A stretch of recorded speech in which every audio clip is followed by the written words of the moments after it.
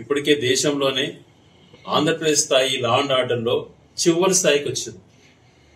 ఇంకా ఎంతవరకు దిగజార్చాలనుకుంటున్నారో అర్థం కావటం లేదు. పోలీసులు అధికార పార్టీ వైపు కాదు, ప్రజల పక్షాన్ని నిలబడాలి, న్యాయం పక్కన నిలబడాలి. పోలీసు వ్యవస్థ తప్పు చేసినప్పుడు భయపడించే విధంగా వివరించాలి. ఆ పరిస్థితులు దాదాపుగా లేవనిపిస్తోంది.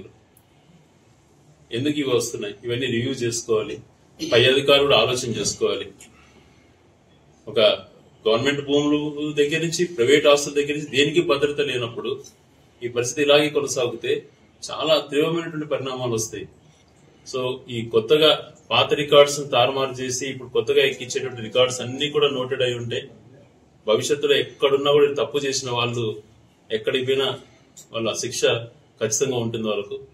సో దయవుంచి అధికారులను కూడా వాళ్ళు దగ్గర పెట్టుకుని పనిచేయమని చెప్తున్నాం.